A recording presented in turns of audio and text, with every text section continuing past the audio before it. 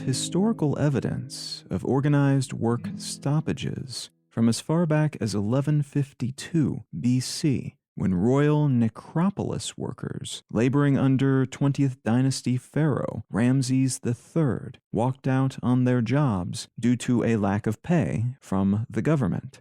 This walkout apparently had its intended effect, as the government figured out how to pay them shortly thereafter. We also have historical evidence of walkouts by so-called plebeians, ordinary working folk, in ancient Rome. According to documentation on the matter, workers across several industries stopped work for a time to protest what they considered to be unfair conditions for their fellow laborers, many of whom served in the government's legions, their military, but were then imprisoned and used as slave labor by their creditors, those they owed money for a variety of reasons, many of which tied back in some way to how society was structured, and the consequent disparity between these two groups, the working-class plebeians and the wealthy, asset-owning patricians. The concept of a general strike, as far as historical documentation tells us at least, emerged during the Industrial Revolution in Britain, when a labor reform document called the Chartist Petition was rejected by Parliament in 1842, despite the more than 3 million signatures the presenters had acquired. This document, which was basically just a signed version of a document called the People's Charter, focused on 6 reforms that would allow non-land-owning men of 21 years or older to vote via secret ballot, would allow people who don't own property to become members of Parliament, would institute paychecks for members of Parliament, which would allow non-independently wealthy people to pursue a career in politics, would adjust how constituencies are measured so that it's based on the number of people rather than the amount of land in a region, and would institute annual elections for Parliament with the intention of stifling bribery and intimidation in politics. The rejection of this petition triggered a strike that began in coal mines, then spread to factories, mills, and other fundamental industries that were vital to Britain's growth and wealth and power at the time. What differentiates this strike from other strikes that took place previously, including those by craftsmen in Poland in 1619, indentured servants in the colony of Virginia in 1661, silver miners in Mexico in 1766, weavers in Scotland in 1787, textile workers in New Jersey in 1835, and Navy Yard laborers in Washington, D.C. that same year, is that this strike was well planned, politically motivated, in the sense that it had ends that were served by means of striking in this way, and it was general in the sense that laborers across industries joined in. The working class became a political entity in Britain at this moment, because it became clear that by working together, by organizing and acting as a unified front, they could challenge and hurt, if they chose to do so, the people who otherwise held all the power and all the resources. What I'd like to talk about today is a series of contemporary strikes arising at a very interesting and tumultuous moment in economic and social history, and what these strikes in aggregate might portend for where we're headed next.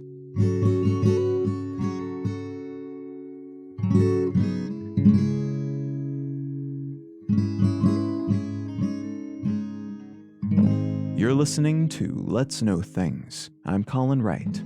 Let's Know Things is an independent, listener-supported show. If you're enjoying what you're hearing, consider becoming a supporter. One of the simplest ways to do that is to become a patron at patreon.com/letsknowthings, but you can find a list of other options, both monetary and non-monetary, at letsknowthings.com/support. A great big thanks to everybody who's already helping to support this show, and thank you in advance if you're considering doing so in the future. All right, let's get back to the show.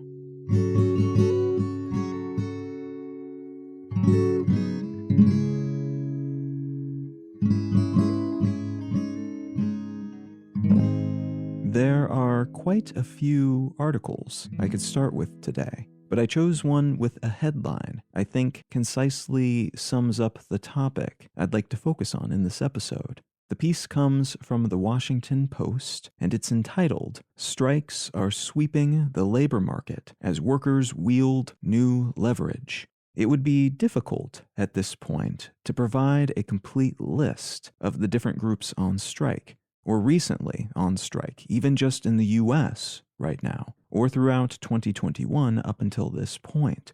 As of the day I'm recording this, a group representing film and television crews has reached a deal with studios to the relief of some, but anger of others who don't think they got a very good deal out of the new arrangement. So a threatened strike in that industry would seem to have been avoided for now. But there are strikes ongoing in the automobile industry, bourbon industry, amongst healthcare workers at hospitals, group home workers, bus drivers and service people, breakfast cereal makers, tractor builders, and building engineers, among many, many others.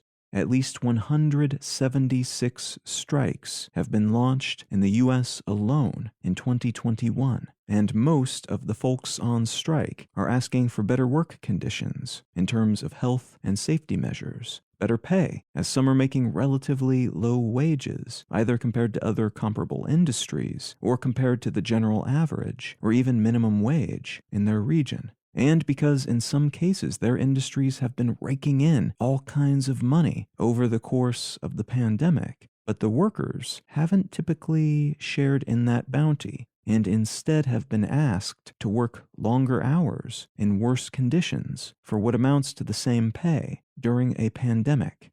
Now, some of these strikes, like the one threatened by the aforementioned film and television crew union, and another by carpenters in Seattle, have either been avoided or settled.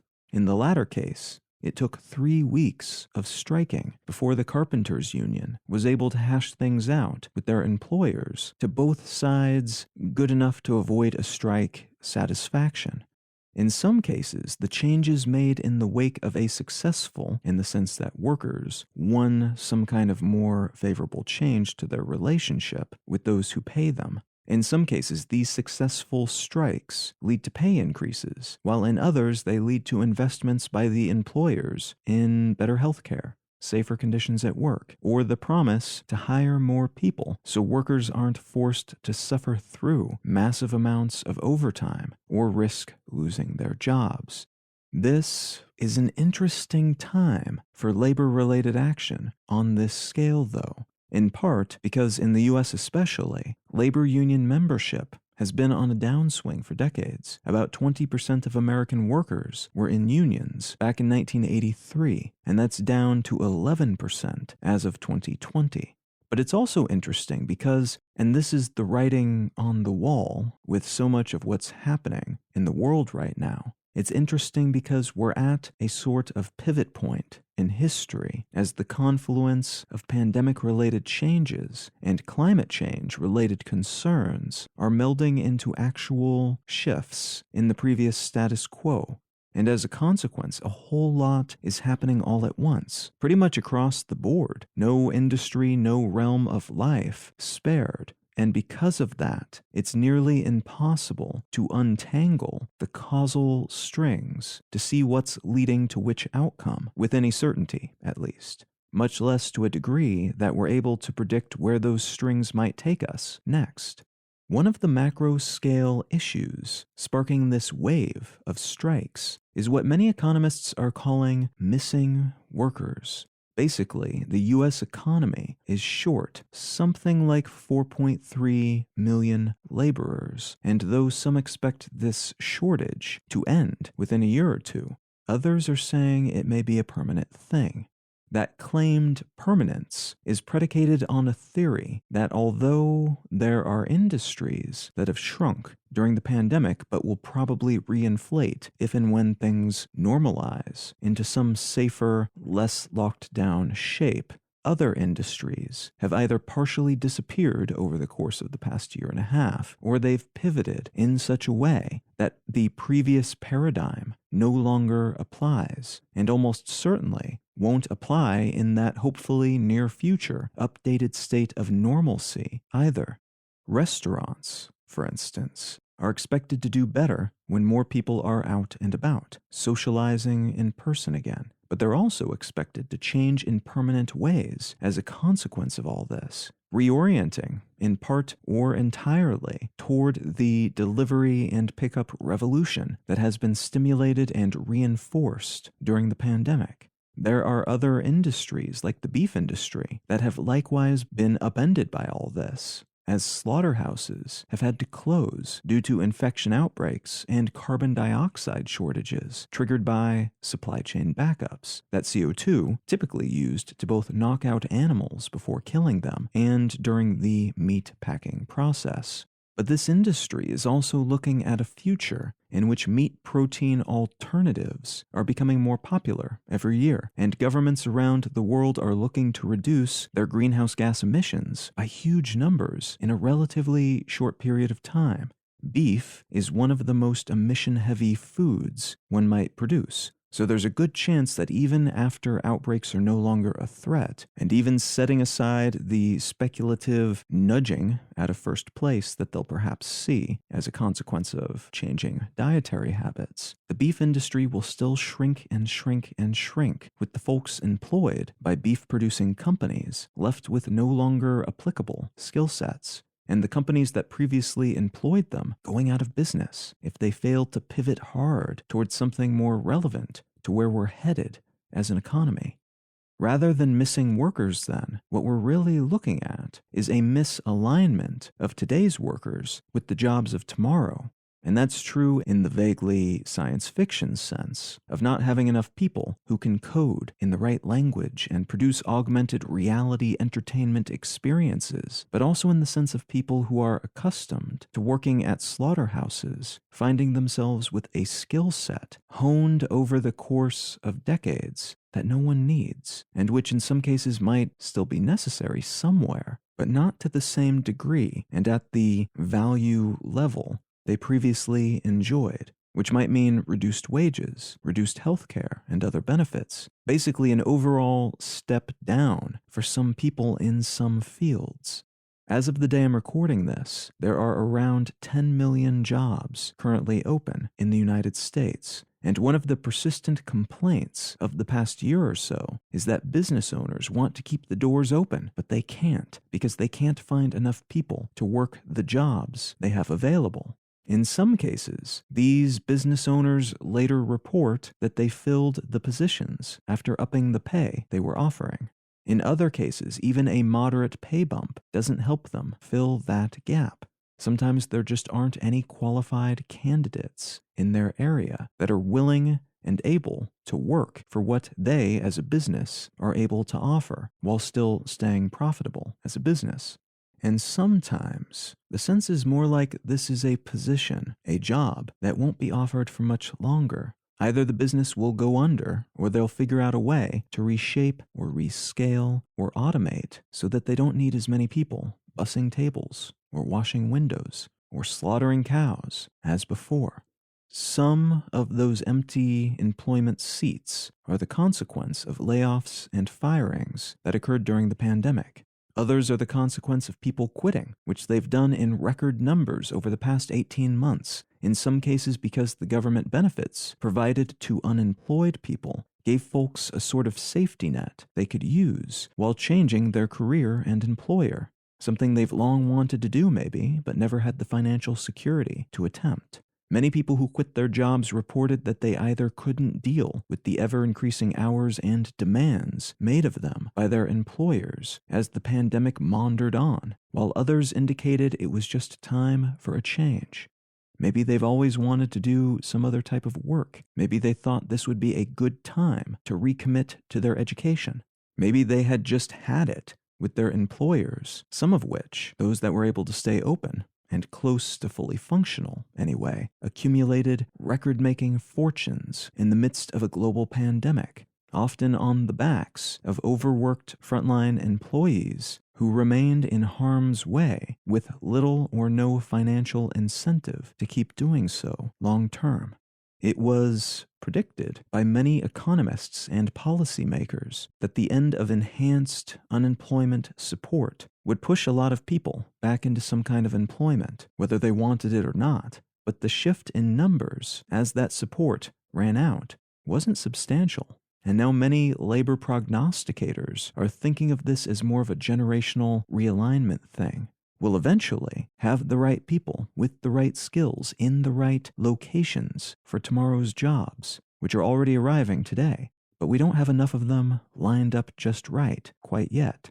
And in the meantime, much of what is available will either be out of reach for those looking to be hired, or will be insufficiently rewarded, financially and otherwise, to appeal to the majority of people who might take those jobs. It's a misalignment of skills and jobs, basically, not an issue of people not wanting to work or employers not having jobs available. Adding to this issue are semi-regular and unpredictable school shutdowns, insufficient childcare services, and habits that have been recalibrated to line up with a video call-oriented world. It's not easy to go back to an office for some people after having enjoyed the comparable freedom of working from home all day, possibly with one's kids, possibly just with the ability to cook for oneself, or to not have to endure a daily commute, and to enjoy a modicum of privacy while working each day. There's also a dramatically reduced ability to cross borders under our current pandemic conditions, which means folks who would usually travel seasonally to where the work is, where they can earn relatively more for their labor, filling in those misalignment-related gaps, are not able to make those journeys, preventing some people with the relevant skills and desire to work for the wages offered from getting to where those jobs are located. And this is the case all around the world. In some situations, this issue is amplified by political decisions related to immigration, but in most cases, this has been the consequence of border lockdowns and more stringent controls on who can go where and for how long because of COVID. These strikes are connected to these ongoing economy-roiling, employment-related forces. People are pissed off that they're not being paid what seems fair to them based on the current economic and social circumstances, are upset that their employers are trying to change their contracts in ways that are favorable to the company but not to the employee, or are just looking for something better at a moment when many of us are questioning a lot of things about how we've always lived our lives and what we've prioritized in the past. The strikes are also being seen as a sort of opportunistic move by some because, frankly, with worker shortages at these levels and companies able to make vast fortunes if they can stay open and functional for the duration of the pandemic, workers are in a pretty good negotiating position. If they strike, that could cost their employers even more than it usually would, and there's less of a chance they'll just be replaced by other people hired off the street until the strike can be broken. This is reinforced to some degree by all the other moving parts of this pandemic/climate change pivot, as workers at different points along various supply chains have the ability to produce outsized waves that can ripple across the global economy if their demands, or something close to their demands, are not met. It seems likely that we'll see more of this, and that we'll see unions around the world trying to lock in the gains that they've made over the course of this past year and a half, with their popularity booming and their leverage more substantial than it's been in a very long time, which could mean that workers in a slew of different fields will be in a better negotiating position moving forward, too, relative to where they are today, and definitely to where they were a year and a half ago, assuming the unions continue to do a decent job at using that newfound leverage, at least. This doesn't seem to be a universal shift, though, as people engaged in gig work, in particular, have been left without much leverage at all because of their more transient and very soft relationship with the companies that pay them.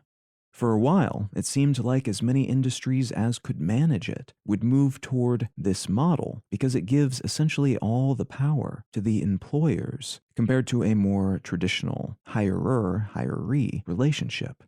But we may actually see less of it as slow-simmering regulations that threaten to dampen the financial benefits of using gig labor in countries around the world come to fruition, or continue to threaten to come to fruition. And as workers continue to leverage the power they have to not just work, but also to establish firmer toeholds within companies that could previously afford to lose them, but which today cannot be as certain that they will fill their role if that employee or that group of employees do decide to leave.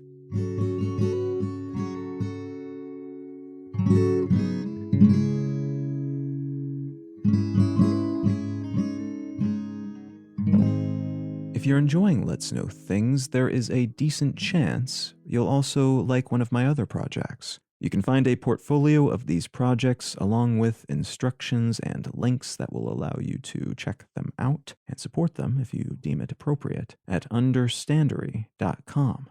The book that I'd like to recommend today is called This Is Your Mind on Plants by Michael Pollan. I think this is probably the third or fourth book by Pollan that I've read, and all of them have been excellent. He's a very open-minded guy, and he explores the topics that interest him with a good deal of granularity without losing sight of the big picture, macro context in which he's having the discussion.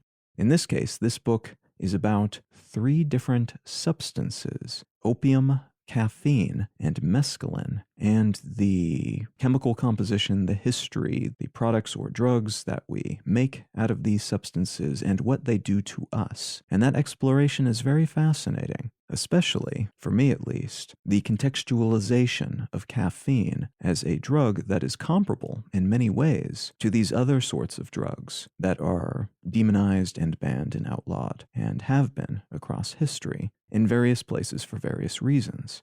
Now, if any of that sounds interesting to you, consider picking up a copy of This Is Your Mind on Plants by Michael Pollan.